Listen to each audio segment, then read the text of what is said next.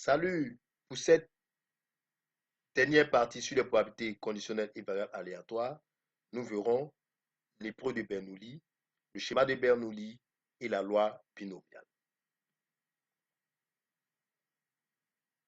Une épreuve de Bernoulli retient que c'est une épreuve à deux éventualités ou deux issues, dont l'une est nommée succès et l'autre échec. Exemple, le tirage d'une boule rouge ou pas, jouer un 6 ou pas, le lancer d'une pièce de monnaie, réussir à un panier ou pas, réussir à un examen ou pas, réussir à faire acheter un client ou pas. Donc, tout événement, toute épreuve qui présente deux éventualités sera définie comme étant une épreuve de Bernoulli.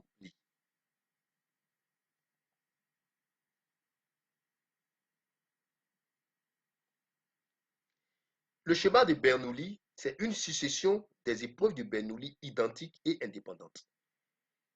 Nous savons ce qu'est un événement indépendant. Tu sais que quand c'est indépendant, quand c'est identique, c'est le même événement qui se reproduit. Indépendant veut dire que la probabilité au premier essai ne doit pas affecter la probabilité au deuxième essai.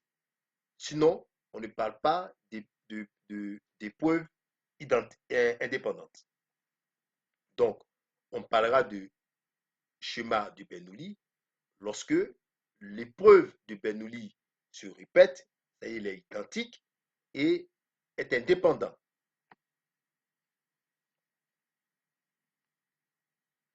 Exemple, le lancer successif de pièces de monnaie, le lancer successif de dés pour jouer un 6 ou le lancer successif de balles pour marquer un panier, ainsi de suite.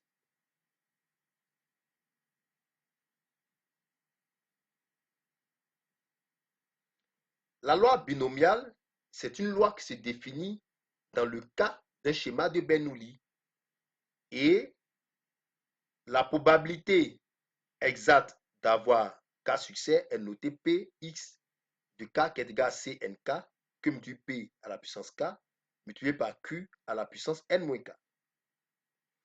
Tranquille histoire, c'est une formule pas du tout compliquée à comprendre. Donc, si nous voulons déterminer le nombre de succès au cours d'un essai répétitif dans le cas d'un schéma de Bernoulli, alors c'est P qu'il faut calculer, la probabilité de réussir d'avoir comme on appelle, un succès, la probabilité d'avoir deux succès, d'avoir trois succès, ainsi de suite, selon le type, selon le nombre de répétitions de l'événement. Sachant que K, c'est le nombre de succès.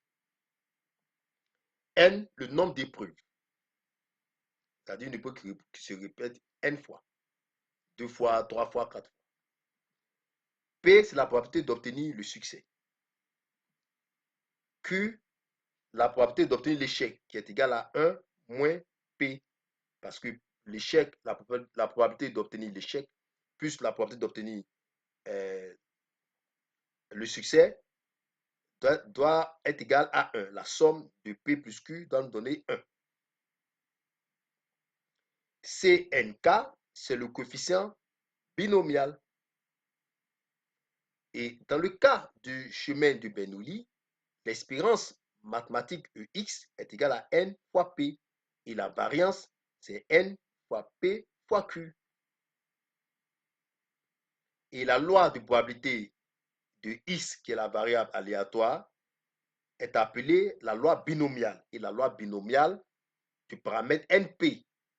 Et il est noté, et la loi binomiale, elle est notée BNP, sachant que N étant le nombre d'essais et P, la probabilité d'un succès. Ce P est différent du P que nous avons vu précédemment. Le grand P qui est égal à CNKP multiplié par PK multiplié par Q à la puissance N moins K, c'est la probabilité de réussir, par exemple, 0 succès, 1 succès, 2 succès, 3 succès, 4 succès, ainsi de suite, selon le nombre d'essais.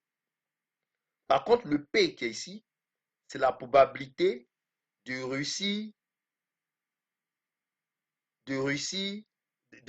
la probabilité d'avoir un succès, la probabilité de réussir l'essai, qui est différente de la probabilité d'avoir un nombre de succès. J'espère que je me fais comprendre à ce niveau.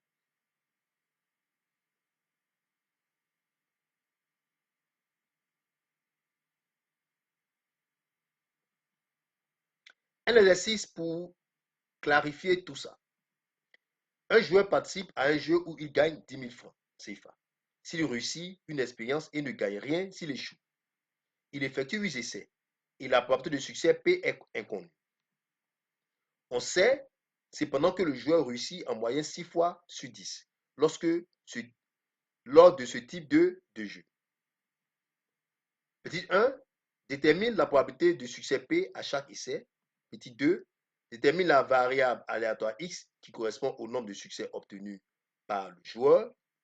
3, donne la loi de probabilité de X. 4, calcule l'expérience mathématique EX du nombre de succès obtenus.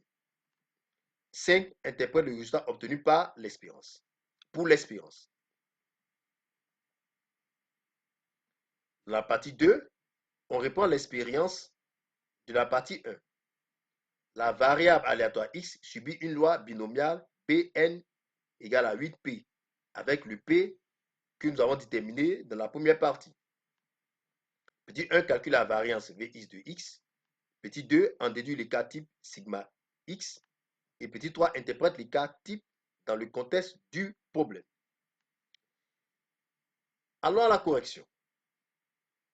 La première partie, on dit que le joueur participe à un jeu où il gagne 10 000 francs s'il réussit une expérience et ne gagne rien s'il échoue. Et il fait 8 essais. À chaque essai, s'il gagne, il a 10 000. S'il échoue, il ne gagne rien. Et la probabilité de succès P est inconnue. On sait cependant que le joueur réussit en moyenne 6 fois sur 10 lors de ce type de jeu. Et il est demandé de déterminer la probabilité de succès P à chaque essai. Dans l'énoncé, il est donné que le joueur réussit en moyenne 6 fois sur 10. Donc ici, la probabilité de succès P, c'est 6 sur 10 qui nous fait 0,6 soit 60%.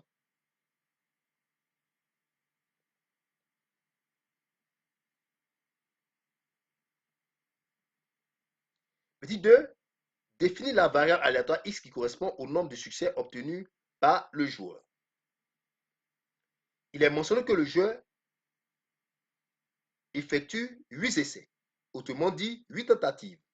Donc, pendant les 8 tentatives, il peut réussir, il peut avoir 0 succès, il peut avoir 1 succès, il peut avoir 2 succès, il peut avoir 3 succès, il peut avoir 4 succès, il peut avoir 5 succès, il peut avoir 6 succès, il peut avoir 7 succès, il peut avoir 8 succès.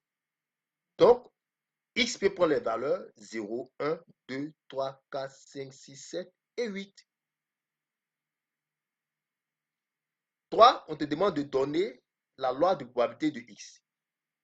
Donc déjà, il faut se rassurer que nous sommes dans le cas d'un schéma de Bernoulli.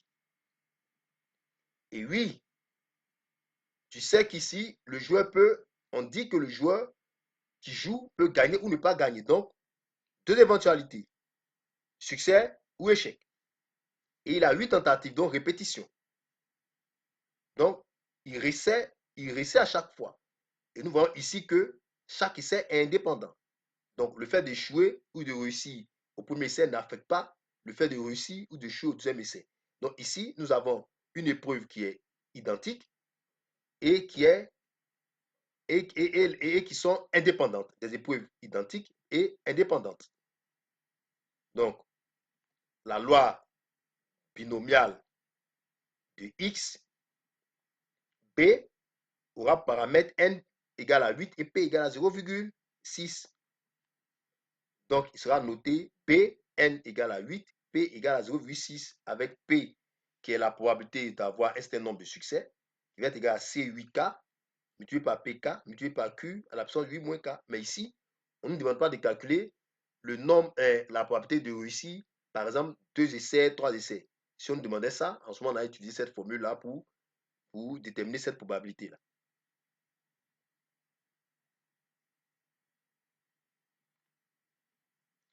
Au petit 4, l'expérience mathématique du nombre de succès obtenus. Tu sais que dans le schéma de Bernoulli, l'expérience mathématique est notée EX qui est égal à N fois P. Donc nous avons N qui est le nombre d'essais et P, la probabilité de succès. Donc ça nous fera 8 fois 0,6 qui nous fait 4,8. Et au petit 5, il te demande d'interpréter le résultat. Tu sais que l'expérience mathématique mesure la moyenne de succès.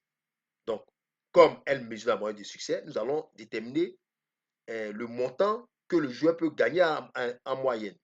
Donc, 4,8 qui est l'expérience multiplié par le montant qu'il gagne s'il réussit, qui est 10 000. Donc, 4,8 fois 10 000, ça nous fait 48 000 francs CFA. Donc, la moyenne de gain du joueur ici, ça va être 48 000 francs CFA.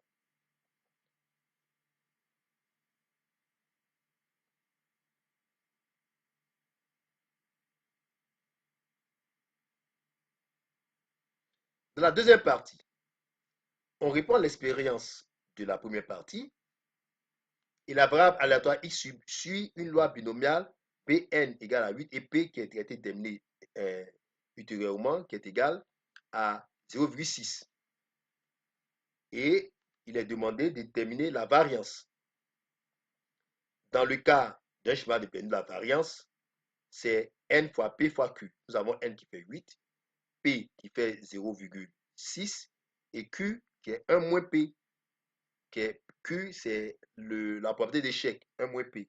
Donc, ça nous fera 0,4. Donc, on aura 8 multiplié par 0,6 multiplié par 1 moins 0,6, ce qui fait 0,4, qui nous donne 1,92. Donc, la variance, c'est 0,92.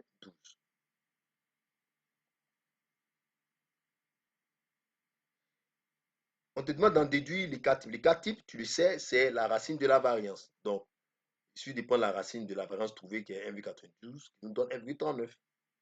Ensuite, à troisième question, enfin, on te demande d'interpréter les cas types. Tu sais que les cas types mesurent la dispersion du résultat autour de la moyenne. Donc, nous avons l'expérience qui nous fait 48 000. Nous allons déterminer la dispersion du montant. Donc, nous allons prendre les 1,39 qui est la valeur des cas types multiplié par les 10 000 pour voir quel est le montant de dispersion. Donc, ça nous donne 13 800 francs CFA. Donc, ici, nous disons que le joueur peut gagner 48 000 francs avec une variation de 13 900 francs, qui est la dispersion du gain autour de la moyenne. Donc, voici ainsi terminé la correction de notre exercice. Et je te propose un autre exercice à faire pour voir si tu as compris toutes ces notions. Donc, une entreprise pharmaceutique teste un nouveau médicament pour traiter une maladie. Lors des essais cliniques, il a été observé que ce médicament est efficace dans 70% des cas. L'entreprise effectue un test sur un groupe de 10 patients. Petit 1 définit la variable aléatoire X qui représente le nombre de patients guéris après avoir pris le médicament. Petit 2 donne la loi de probabilité de X. Au petit 3, calcule la probabilité qu'au moins 8 patients soient guéris. 4, calcule l'espérance mathématique EX du nombre de patients guéris. 5, calcule la variance Vx et les cas types sigma X du nombre de patients guéris. Enfin, 8, interprète les résultats obtenus pour l'expérience et les cas types dans le contexte de ce essai clinique. Donc voilà, à toi de t'y mettre. Nous avons parcouru tout le chapitre. Prochainement, pour les mathématiques, nous allons voir la dérivabilité et l'étude de fonctions. Merci et à la prochaine.